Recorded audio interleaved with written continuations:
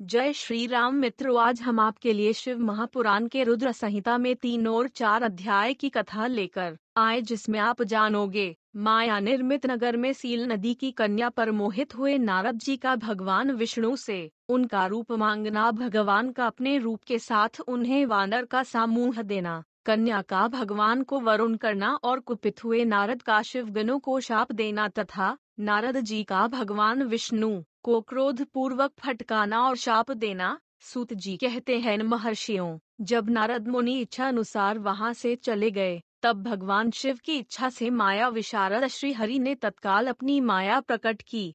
उन्होंने मुनि के मार्ग में एक विशाल नगर की रचना की, जिसका विस्तार 100 योजन था।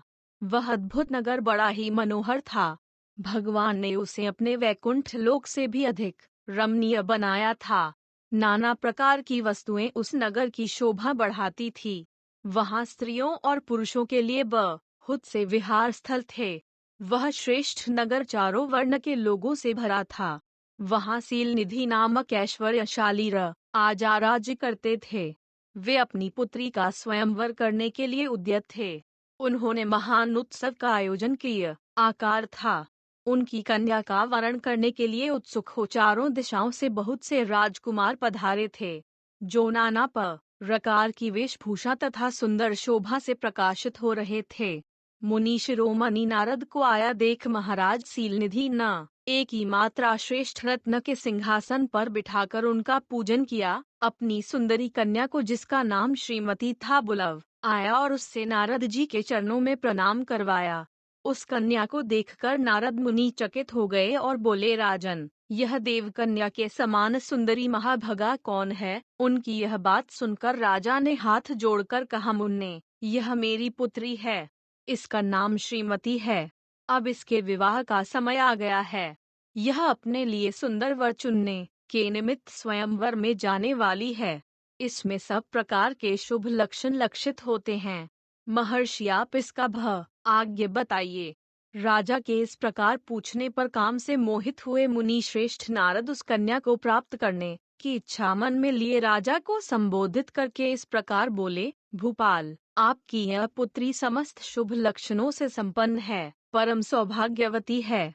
अपने महान भाग्य के कारण यह धन्य है और साक्षात लक्ष्मी की भांति समस्त गुणों की आधार है।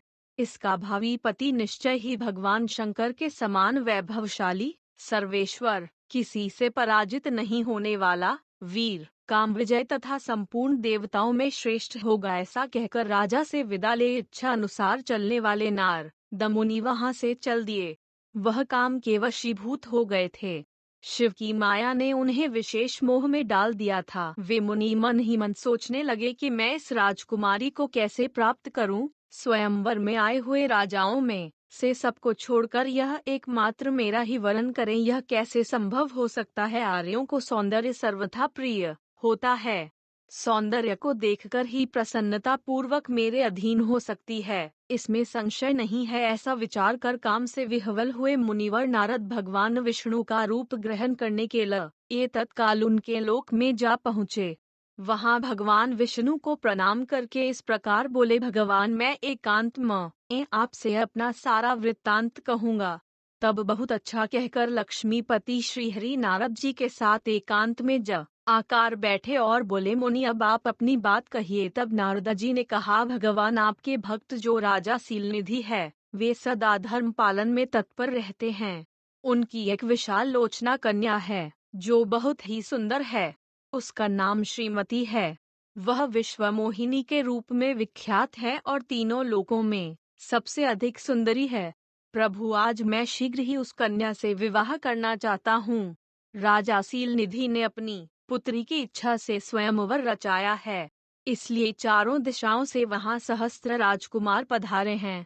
नाथ, मैं आपका प्रिय सेवक हूँ, अतः आप मुझे अपना स्वरूप दे दीजिए, जिसे राजकुमारी श्रीमती निश्चय ही मुझे वर ले। सूत जी कहते हैं, महर्षियों, नारद मुनि की ऐसी बात सुनकर भगवान मधुसूदन हंस पड़े और भगवान शंकर के प्रभाव का अनुभव करके उन दयालु प्रभु ने उन्हें इस प्रकार उत्तर दिया। भगवान विष्णु बोले, मुन्ने, तुम अपने अभीष्ट स्थान को जाओ।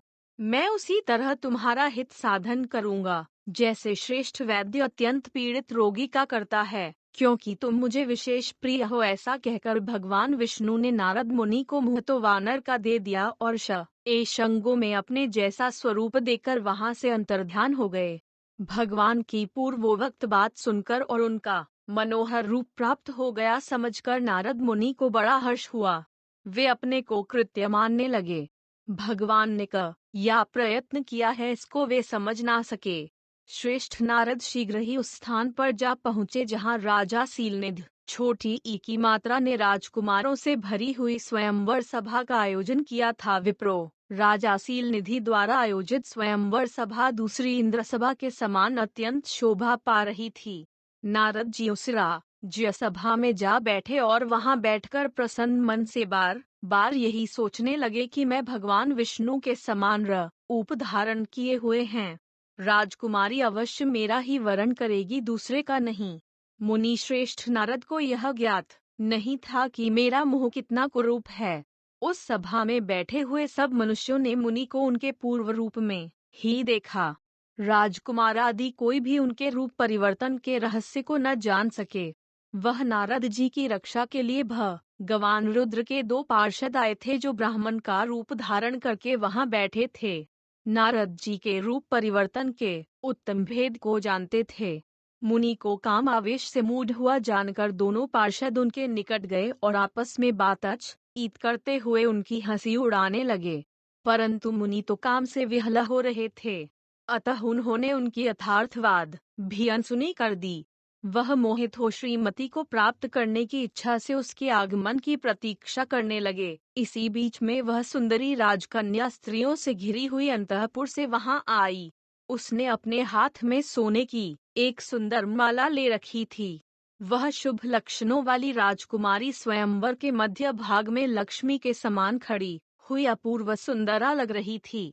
उत्तम व्रत का पालन करने वाली वह कन्यामाला हाथ में लेकर अपने मन के अनुरूप वर का अन्वेषण करती हुई सारी सभा में भ्रमण करने लगी। नारद मुनि का भगवान विष्णु के समान शरीर और वानर जैसा मुंह देखकर वह कुपित हो गई और उनकी ओर से दृष्टि हटाकर दूसरी ओर चली गई। स्वयंवर सभा में अपने मनोवांछित वर को ने देखकर वह भयभीत हो गई। राजकुमारी उस सभा के भीतर चुपचाप खड़ी रह गई। उसने किसी का एक ही मात्रा गले में जयमाला नहीं डाली। इतने में राजा के समान वेशभूषा धारण किए भगवान विष्णु वहां आ पहुँचे। किन ही दूसरे लोगों ने उनको वहां नहीं देखा, केवल उस कन्या की ही दृष्टि उन पर पड़ी। भगवान को देखते ही उस परम सुंदरी राजकुमारी का मुख प्रसन्नता से खिल उठा। उसने तत्काल ही उनके कंठ में वह माला पहना दी। राजा का रूप धारण करने वाले भगवान विष्णु उस राजकुमारी को साथ लेकर तुरंत अदृश्य हो गए और अपने धाम में आप हुंचे। इधर सब राजकुमार श्रीमती की ओर से निराश हो गए। नारद मुनि तो काम वेदना से आतुर हो रहे थे। इसल ये भी अत्यंत विहल हो उठे। तब वे दोनों विप्र रूपधारी ज्ञान विशारद रुद्रगण काम विह्वल नारद जी से उस बड़ी ई की मात्रा क्षण बोले। रुद्रगणों ने कहा, हे नारद, हे मुने, तुम व्यर्थ ही काम से मोहित हो रहे हो और सौंदर्य के बल से राजकुमारी को पाना चाहते हो। अपना वानर के समान घृणित मुंह तो देख लो। सूत जी कहते हैं, महर्षियों, उन रुद्रगणों का यह वचन सुनकर नारद जी को बड़ा विस्मय हुआ। वे शिव की माया से मोहित थे। उन्होंने दर्प में अपना मुंह देखा। वानर के समान अपना मुंह देख वे तुरंत ही क्रोध से जल उठे और माया से मोहित होने के कारण दोनों शिवगणों को वहां शाप देते हुए बोले, अरे तुम दोनों ने मुझ ब्राह्मण का उपहास किया है। अत विसर्ग तुम ब्राह्मण के वीर से उत्पन्न राक्षस हो जाओ। ब्राह्मण की संतान होने पर भी तुम्हारे आकार राक्षस के समान ही होंगे। इस प्रकार अपने लिए शाप सुनकर वे दोनों ज्ञान शिरोमणि शिवगण मुनि को मोहित जानकर कुछ नहीं बोले। ब्राह्मणों, वे सदा सब घटनाओं में भगवान शिव की इच्छा मानते थे, अतः उदासीन भाव से अपने स्थान को चले गए और भगवान शिव की स्तुति करने लगे। ट्यूलिप। ओम नमः शिवाय। ट्यूलिप। अध्याय 4। Cherry blossom. नारद जी का भगवान विष्णु को क्रोध पूर्वक फटकार ना और शाप देना, फिर माया के दूर हो जाने पर पश्चाताप पूर्वक भगवान के चरणों में गिरना और शुद्धि का उपाय पूछना तथा वान विष्णु का उन्हें समझा बुझाकर शिव का महत्व जानने के लिए ब्रह्मा जी के पास जाने का आदेश और शिव के भजन का उपदेश देना। सूत जी कहते हैं, महर्षियों, माया मोहित नारद मुनि उन दोनों शिवगणों को यथोचित शाप देखकर भी भगवान शिव के इच्छावर मोह निंद्रा से जा ग न सके।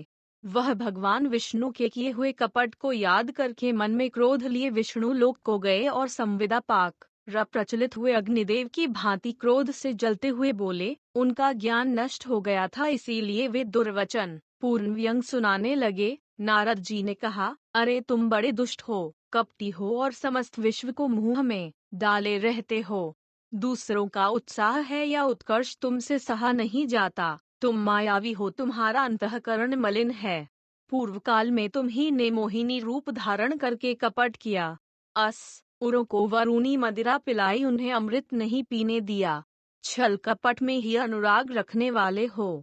यदि महेश्वर रुद्र दया करके विष न लेते तो तुम्हारी सारी माया उसी दिन समाप्त हो जाती। विष्णु देव कपट पूर्ण चाल तुम्हें अधिक प्रिय है। तुम्हारा स्वभाव अच्छा नहीं है तो भी भगवान शंकर ने तुम्हें स्वतंत्र बना दिया है। तुम्हारी इस चाल डाल को समझकर अब वे भगवान शिव भी पश्चाताप करते होंगे। अपनी वाणी रूप वेद की प्रामाणिकता स्थापित करने वाले महादेव जी ने ब्राह्मण को सर्वोपरि बताया है। अरे इस बात को जानकर आज मैं बलपूर्वक तुम्हें ऐसी सीख दूंगा जिसे तुम फिर कभी कहीं भी ऐसा कर्म नहीं कर सकोगे। अब तक तुम्हें किसी शक्तिशाली या तेजस्वी पुरुष से पाला नहीं पड़ा था, इसलिए आज तक तुम निडर बने हुए हो, परंतु विष्णु अब तुम्हें अपनी करनी का पूरा पूरा फल मिलेगा। भगवान विष्णु से ऐसा कहकर माया मोहित नारद मुनि अपने ब्रह्म तेज का प्रदर्शन करते हुए क्रोध से खिल उठे और शाप देते हुए बोले, तुमने स्त्री के लिए मुझे व्याकुल किया है, इसी तरह सबको मोह में डालते रहते हो। यह कपट पूर्ण कार्य करते हुए तुमने जिस स्वरूप से मुझे छल किया था उसी स्वरूप से तुम मनुष्य हो जाओ और स्त्री के वियोग का दुख मिले। तुमने जिन वानरों के समान मेरा मुंह बनाया वही उस समय तुम्हारे सहायक हो। तुम दूसरों को स्त्री विरह का दुख देने वाले हो, अतः स्वयं भी तुम्हें स्त्री के वियोग का दुख प्राप्त हो। अज्ञान से मोहित मनुष्यों के समान तुम्हारी स्थिति हो। अज्ञान से मोहित हुए नारद जी ने मुख से श्री हरि को जवाब दिया। तब उन्होंने शंभु की माया की प्रशंसा करते हुए उस शाप को स्वीकार कर लिया। तब महालीला करने वाले शंभु ने अपनी उस विश्व मोहिनी माया को, जिसके कारण ज्ञानी भी मोहित हो गए थे, खींच लिया। माया के तिरोहित होते ही नारद जी पूर्ववत शुद्ध बुद्धि से युक्त हो गए। उन्हें अनुस्वार पूर्ववत ज्ञान प्राप्त हो गया और उनकी सारी व्याकुलता जाती रही। इससे उनके मन में बड़ा विस्मय हुआ। एकाधिक पश्चाताप करते हुए बारंबार अपनी निंदा करने लगे। उस समय उन्होंने ज्ञानी को भी मुंह में डालने व आली भगवान शंभु की माया की सराहना की। तदंतर यह जानकर कि माया के कारण ही मैं भ्रम में पड़ गया था, यह सब कुछ मेरा माया जनित भ्रम ही था। वैष्णव शिरोमणि नारद जी भगवान विष्णु के चरणों में गिर पड़े। भगवान ने उठाकर खड़ा कर दिया। उस समय अपने दुर्बुद्धि नष्ट हो जाने के कारण वे यूं बोले, नाथ, माया से मोहित होने के कारण मेरी बुद्धि बिगड़ गई थी, इसलिए मैंने आपके प्रति बहुत दुर्वचन कहे हैं, आपको शाप तक दे डाला है। प्रभु, मुझे आप माफ कर दीजिए। हाय, मैंने बहुत बड़ा पाप किया है। अब मैं निश्चय ही नरक में पड़ूंगा। हरि, मैं आपका दास हूँ, बताइए मैं क्या उपाय, कौन सा प्रयास करूं जिससे मेरा पाप समूल नष्ट हो जाए और मुझे नरक में ना गिरना पड़े। ऐसा कहकर शुद्ध बुद्धि वाले मुनि शिरोमणि नारद जी पुण्य भक्ति भाव से भगवान विष्णु के चरणों में गिर पड़े। उस समय उन्हें बड़ा पश्चाताप हो रहा था। तब श्री विष्णु ने उन्हें उठाकर मधुर वाणी में कहा। भगवान विष्णु बोले, ना खेद न करो डंडा, तुम तो मेरे भक्त हो, इसमें संशय नहीं है। मैं तुम्हें एक बात बताता हूँ, सुनो। उससे निश्चय यही तुम्हारा परम हित होगा। तुम्हें नरक में नहीं जाना पड़ेगा। भगवान शिव तुम्हारा कल्याण करेंगे। तुमने मद से मोहित होकर जो भगवान शिव की बात नहीं मानी थी, उसकी अवहेलना कर दी थी, उसी अपराध का भगवान शिव ने तुम्हें कैसा फल दिया है, क्योंकि वही कर्मफल के दात आकार हैं। तुम अपने मन में यह दृढ़ निश्चय कर लो कि भगवान शिव की इच्छा से यह सब कुछ हुआ है। सबके स्वामी रमेश्वर शंकर ही गर्व को दूर करने वाले हैं। वहीं पर ब्रह्म परमात्मा है, उन्हें सच्चिदानंद रूप से बोध होता है। वे निर्गुण और निर्विकार हैं। सत, रज और तम इन तीनों गुणों से परे हैं। वही अपनी माया को लेकर ब्रह्मा, विष्णु और महेश इन तीन रूपों में प्रकट होते हैं। निर्गुण और सगुण भी वही है। निर्गुण अवस्था में उनका नाम शिव है। वही परमात्मा, महेश्वर, परब्रह्मा, अविनाशी, अनंत और महादेव आदि नामों से कहे जाते हैं। उन्हीं की सेवा से ब्रह्मा जी जगत की रचना किए हुए हैं और मैं तीनों लोकों का पालन करता हूँ। वे स्वयं ही रुद्र रूप से सदा सबका शिकार करते हैं। वह शिव स्वरूप से सबके साक्षी हैं। माया से भिन्न और निर्गुण हैं। स्वतंत्र होने के कारण भी अपनी इच्छा के अनुसार चलते हैं। उनका विहार, आचार, व्यवहार उत्तम है और भक्तों पर दया करने वाले हैं। नारद मुनि, मैं तुम्हें एक सुंदर उपाय बताता हूँ जो सुखद, समस्त पापों का नाश और सदा भोग्य मोक्ष को देने वाला है। तो मुझे सुनाओ। वह अपने सारे भक्तों को आकर तुम भगवान शंकर के सुयश का गान करो और सदा अनन्य भाव से शिव के शतनाम स्तोत्र का पाठ करो। मुनि, तुम निरंतर उन्हीं की उपासना और उन्हीं का भजन करो। उन्हीं के यश को सुनो और गाओ तथा प्रतिदिन उनकी पूजा अर्चना करते रहो। नारद जो शरीर, मन और वाणी द्वारा भगवान शंकर की उपासना करता है उसे पंडित या ज्ञानी जानना चाहिए। वह जीवन मुक्त कहलाता है। शिव इस पाप रूपी दावानल से बड़े बड़े पातकों के असंख्य पर्वत अनायास ही भस्म हो जाते हैं। यह सत्य है, सत्य है, इसमें संशय नहीं है। जो भगवान शिव के नाम रूपी नौका का आश्रय लेते हैं वे संसार सागर से पार हो जाते हैं। संसार की मूलभूत उनके सारे पाप निसंदेह नष्ट हो जाते हैं। महामुने, संसार की मूलभूत जो पातक रूपी वृक्ष हैं उनका शिव नाम रूपी कुठार से निश्चय ही नाश हो जाता है। पाप रूप बड़ी ई की मात्रा दावानल से पीड़ित है, उन्हें शिव नाम रूपी अमृत का पान करना चाहिए। पाप दावाग्नि से दग्ध होने वाले प्राणियों को उस शिव नाम के बिना शांति नहीं मिल सकती। संपूर्ण वेदों का अवलोकन करके पूर्ववर्ती विद्वानों अनुस्वार ने यही निश्चय किया है कि भगवान शिव की पूजा ही उत्कृष्ट साधन तथा जन्म मरण रूपी संसार बंधन के नाश का आकार उपाय है। आज से यत्न पूर्वक सावधान रहकर विधि विधान के साथ भक्ति भाव से नित्य निरंतर जगदम्बा पार्वती सहित महेश्वर सदाशिव का भजन करो। नित्य शिव की कथा सुनो और कहो तथा अत्यंत यत्न करके बारंबार शिव भक्तों का पूजन किया करो। मुनि श्रेष्ठ, अपने हृदय में भगवान शिव के उज्ज्वल चरणारविंदों की स्थापना करके पहले शिव के तीर्थों में विचरो। मुनि, इस प्रकार परमात्मा शंकर में अनुपम मन करते हुए अंत में आनंदवन काशी को जाओ। वह स्थान भगवान शिव को बहुत ही प्रिय है। वहाँ भक्ति पूर्वक विश्वनाथ जी का दर्शन पूजन करो। विशेषत उनकी स्तुति वंदना करके तुम निर्विकल्प संशय रहित हो जाओगे। नारद जी, इसके बाद तुम्हें मेरी आज्ञा से भक्ति पूर्वक अपने मनोरथ की सिद्धि के लिए निश्चय ही ब्रह्मलोक में जाना चाहिए। वहाँ अपने पिता ब्रह्मा जी की विशेष रूप से स्तुति वंदना करके तुम्हें प्रसन्नता पूर्वक बारंबार शिव महिमा के विषय में प्रश्न करना चाहिए। ब्रह्मा जी शिव भक्तों में श्रेष्ठ हैं। वे तुम्हें बड़ी प्रसन्नता के साथ भगवान शंकर का महत्व और शतनाम स्तोत्र सुनाएंगे। आज से तुम शिव आराधना में तत्पर रहन एक ही मात्रा वाले शिव भक्त हो जाओ और विशेष रूप से मोक्ष के भागी बनो। भगवान शिव तुम्हारा कल्याण करेंगे। इस प्रकार भगवान विष्णु नारद मुनि को प्रेम पूर्वक उपदेश देकर श्री शिव का स्मरण वंदन और स्तवन करके वहां से अंतर्ध्यान हो गए। रोज ओम नमः शिवाय, रोज